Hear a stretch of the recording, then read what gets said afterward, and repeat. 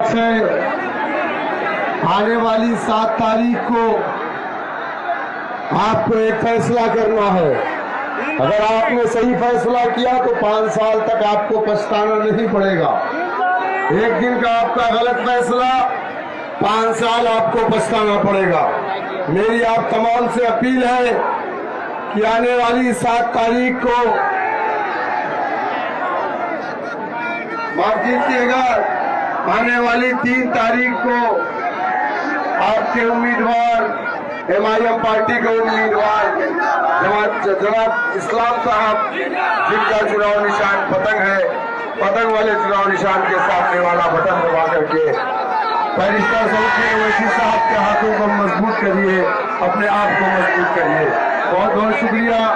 अब आपके सामने आपके लीडर ऑल इंडिया मजलिस इत्तेहादुल मुस्लिमीन के कौमी सदर नकील मिल्लत जनाब बैरिस्टर सऊदी ओवैसी साहब खिताब फरमाएंगे।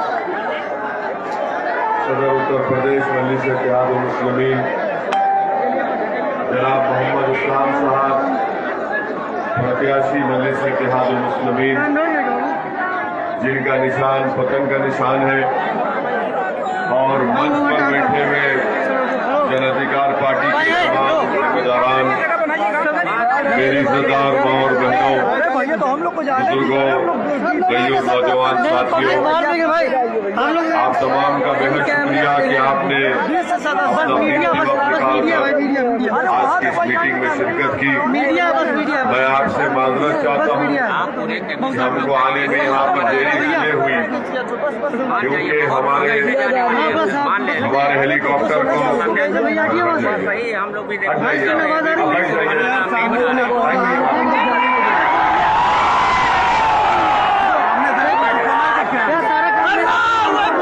हमारे हेलीकॉप्टर को उड़ने की इजाजत नहीं दी गई। बहुत देर के बाद हमको इजाजत मिली।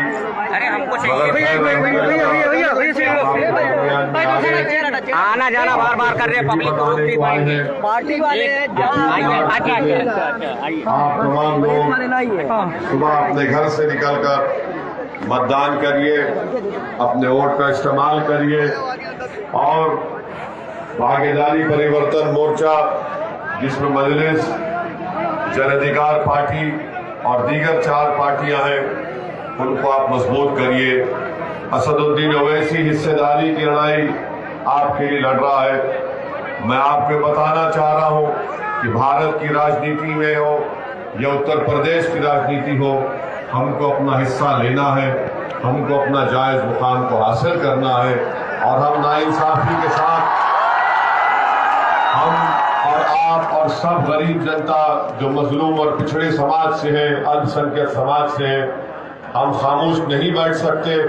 जब तक आप वोट नहीं लेंगे, आपसे इंसाफ नहीं होगा। मेरे अजीज दोस्तों और बुजुर्गों, मैं आपको बताना जरूरी समझता हूं क्योंकि ये गोरखपुर की सरजमीन है और यहाँ पर हमको आने का मौका मिला। और हमारे जो प्रत्याशी हैं मोहम्मद इस्लाम साहब का निशान पतंग का है। यहाँ के जो मुख्यमंत्री हैं बाबा, जो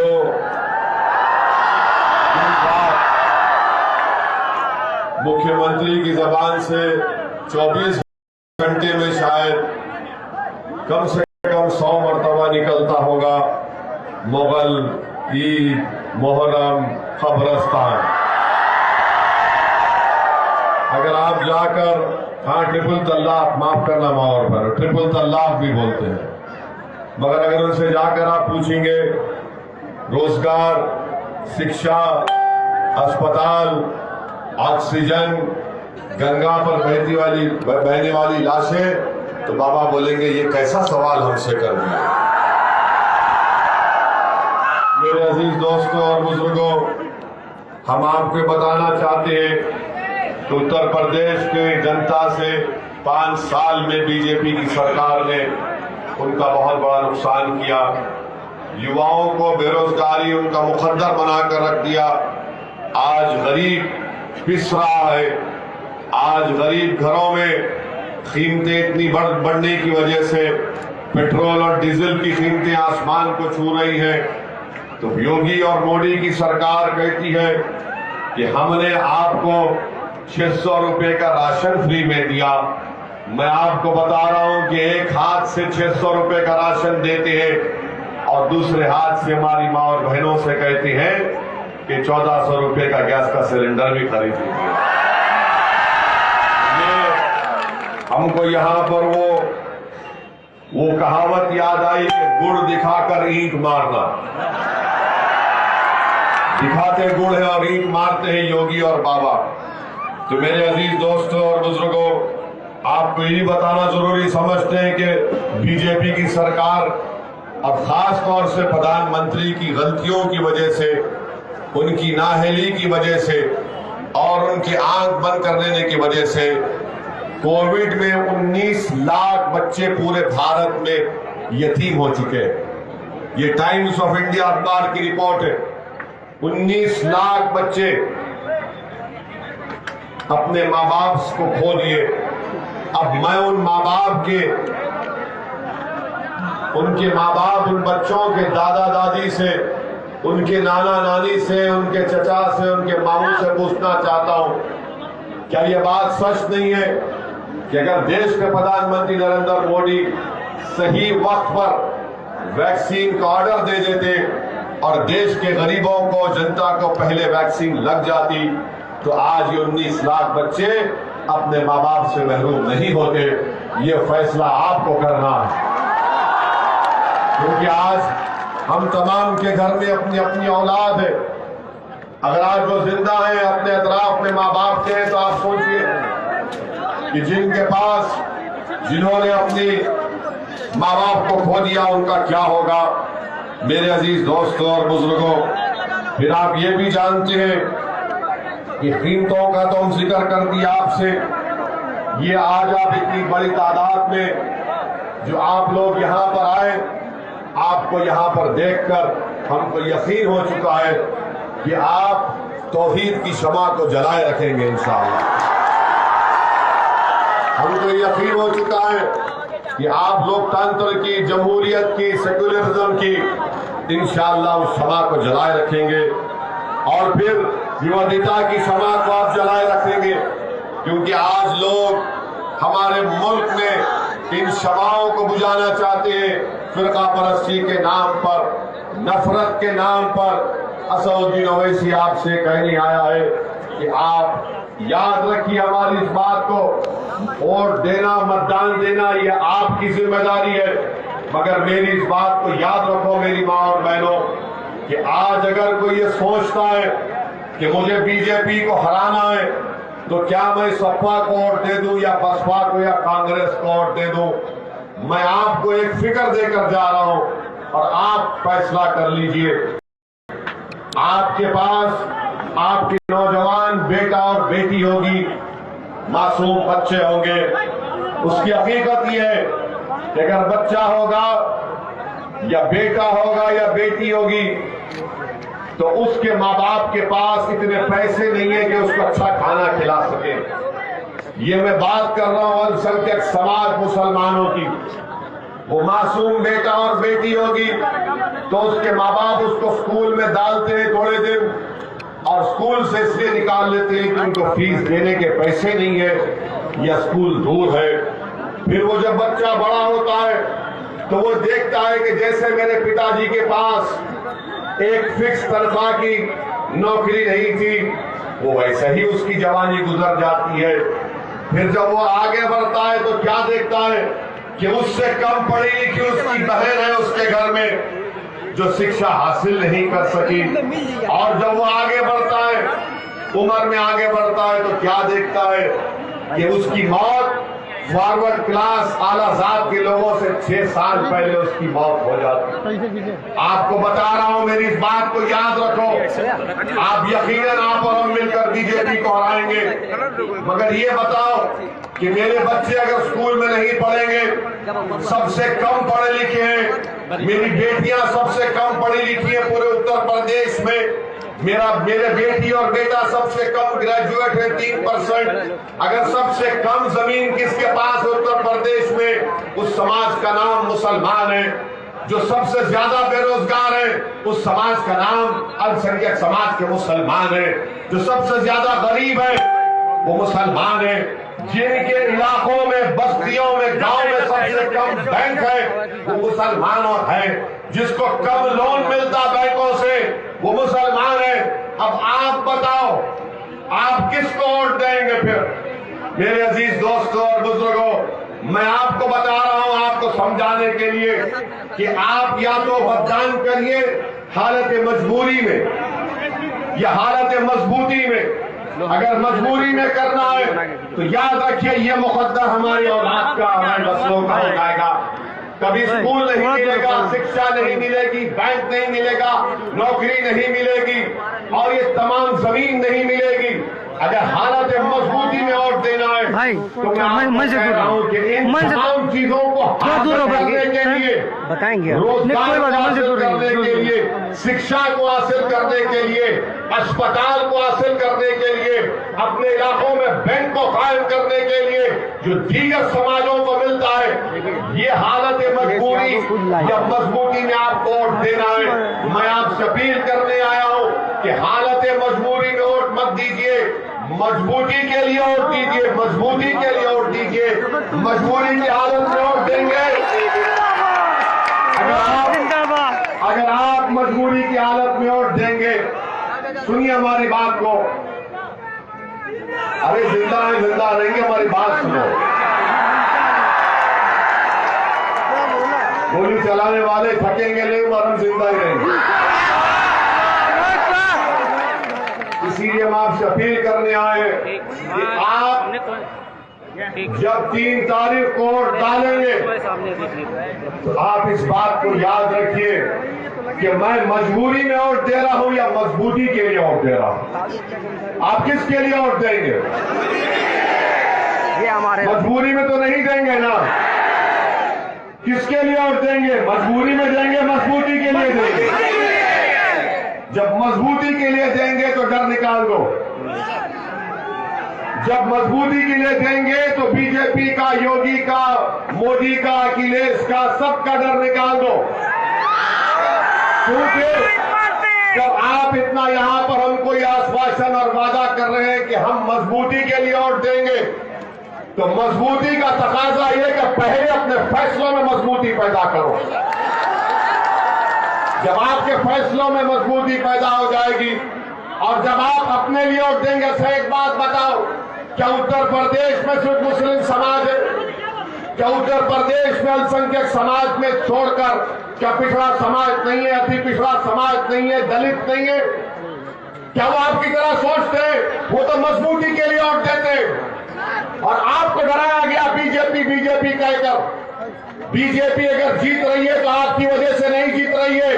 बीजेपी अगर जीत रही है तो अखिलेश यादव की निकम्मेपन से जीत रही है। अगर वो मजबूत हो जाता तो मोदी 7 साल में अखिलेश ने 3 चुनाव हार गए।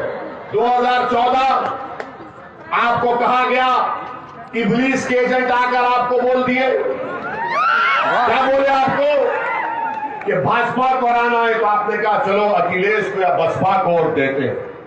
2017 के विधानसभा के चुनाव आए तो आपसे फिर ये इब्लीस के एजेंट आकर गए कि अखिलेश और राहुल को वोट दो, भाजपा को हराना है। आपने वोट दिया, भाजपा जीत गई। 2019 का लोकसभा का चुनाव है, अखिलेश और बहन मायावती मिल गए। आपने कहा चलो अब तो अपना कल्याण हो गया, मगर फिर भाजपा जीत गई।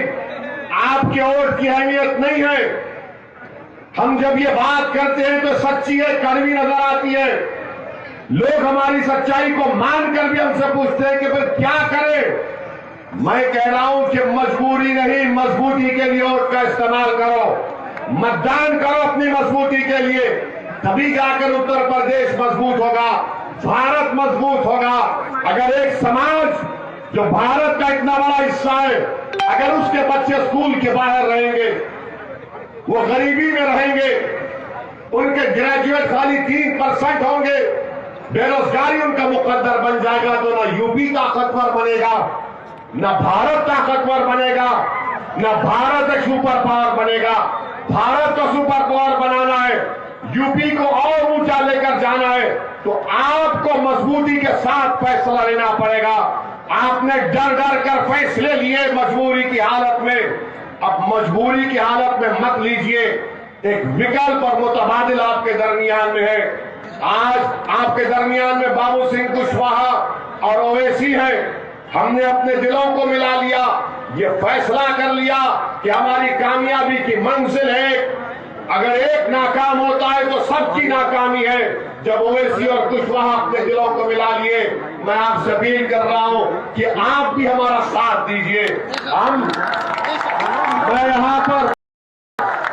मैं यहां पर अपनी मकबूलियत के लिए नहीं आया हूं, मैं यहां पर आपकी जबान से मेरी तारीफ में जिंदाबाद के नारे सुनने नहीं आया हूं। अल्लाह मुझे जब तक जिंदा रखेगा वैसी आता रहेगा उत्तर प्रदेश को। मेरी लड़ाई आपको नेता बनाने की है, हिस्सेदारी की लड़ाई है। आपको अपना हिस्सा लेना पड़ेगा, वरना मजबूरी की हालत में अगर आप समझेंगे कि मैं सपा कांग्रेस को वोट दे दूंगा तो फिर मजबूर रहोगे, हमेशा मजबूर रहोगे। मेरी इस बात को ज़ाहिर नसीब कर लो। क्या तुम्हारी जिंदगी सिर्फ वोट डालने से खत्म हो जाएगी? क्या आपके बच्चों का, पर बेटियों का मुस्तकबिल नहीं है? और फिर ये सपा कांग्रेस बसपा वाले चुनकर जाते हैं विधानसभा में या पार्लियामेंट में, तो गुंगों की तरह बैठते हैं, मजलूमों की बात ही नहीं करते। कौन उनकी आवाज को उठाता है? भारत में पार्लियामेंट में CAA का कानून लाया गया, जो मजहब की बुनियाद पर मोदी ने गलत बनाया, संविधान के खिलाफ था। किसने बीजेपी के 3 एमपियों के सामने कहा ये कानून काला है, मैं नहीं मानता, उसको फाड़ दिया? किसने ट्रिपल तलाक के कानून का नहीं मानते, इसको रिजेक्ट करते? तुम कानून बना लो, नहीं मानेंगे उसको, हम अपने तरीके से जिंदगी गुजारेंगे हमारी मां बहनों के साथ। हिजाब निकाब का मसला आया तो अखिलेश की जबान नहीं खुलती, नाम नहीं लेता, जो आपका नाम लेने से डरता है। क्यों? क्योंकि वो जानता है कि आप मजबूर हैं, आप मजबूर हैं। मैं आपसे कह रहा हूं, ये मजबूरी की जंजीरों के एक मर्तबा तोड़ दो। हम किसके मोहताज हैं? हम किसके मोहताज हैं? बताओ, उंगली उठा के बताओ, हम किसके मोहताज हैं? जब उसके मोहताज है तो तुम इंसान के मोहताज नहीं होना।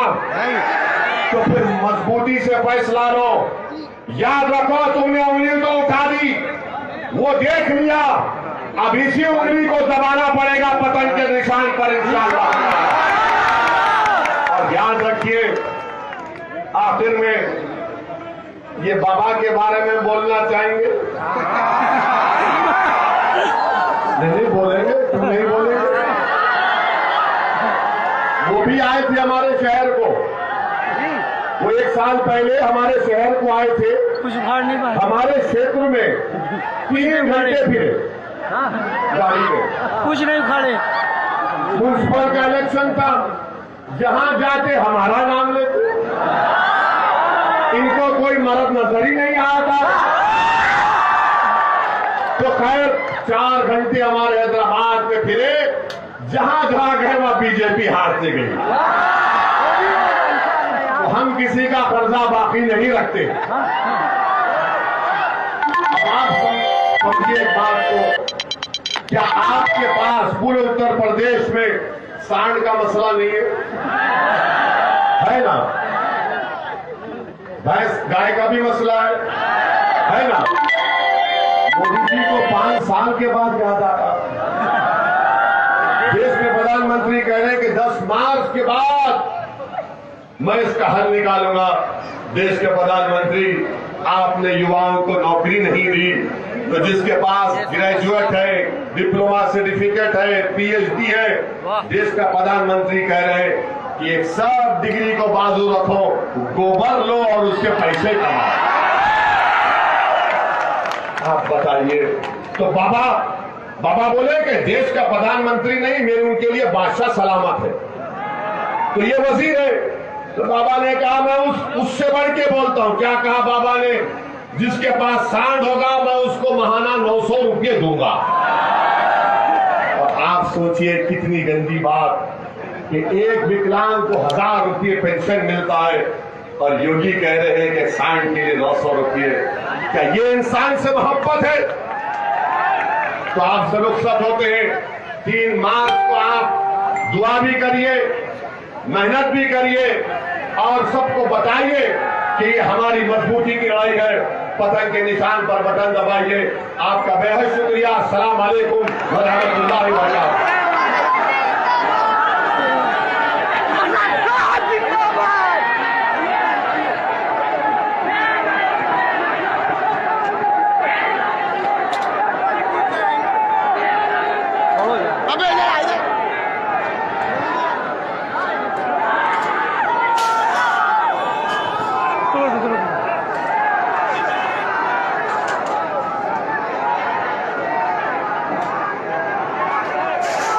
हेलो,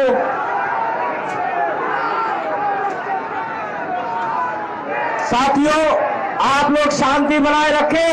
हम सबके महबूब नेता मोहतरम अली जनाब असद ओवैसी साहब ने जो बातें कही हैं अपने प्रत्याशी मोहम्मद इस्लाम साहब के लिए,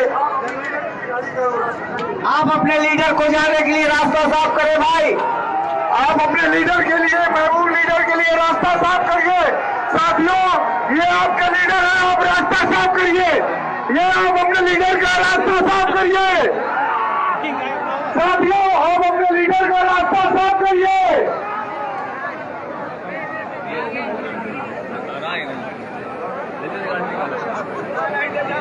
अपनी गाड़ी निकालो, जाओ भैया का अपनी गाड़ी निकालो। काट के बदल दो, कार्ड बदल दो, बेईमानों का राज बदल दो। जो आरक्षण की बात करेगा वही देश पर राज करेगा। जो आरक्षण की बात करेगा वही देश पर राज करेगा।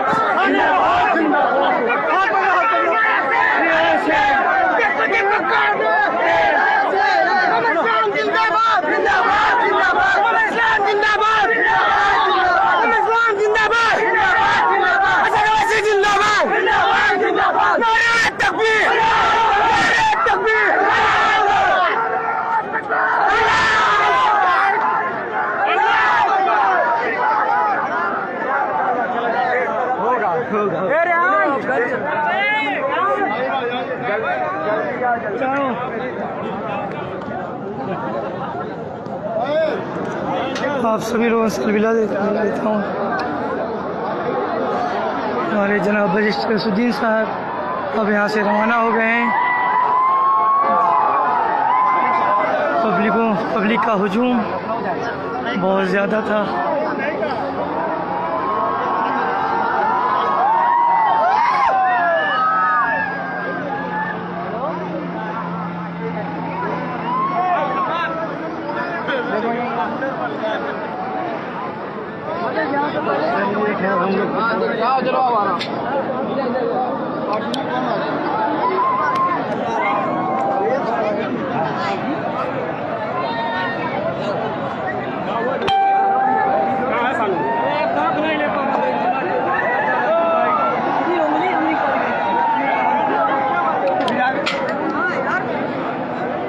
कौन जगह है?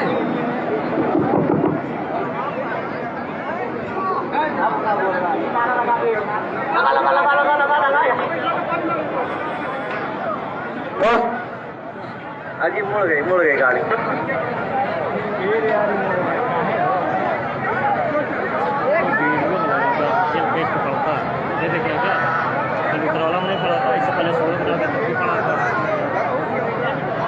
वीडियो बनाते हैं छोटा जगह वही लो। हाँ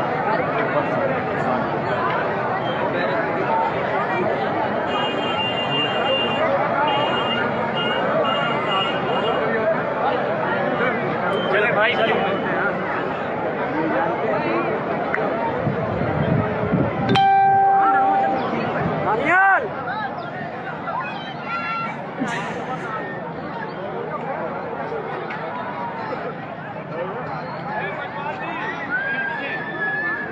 मोदी की रैली पे इसको बवाल हुआ। मोदी की रैली होती ना ये बवाल होता है।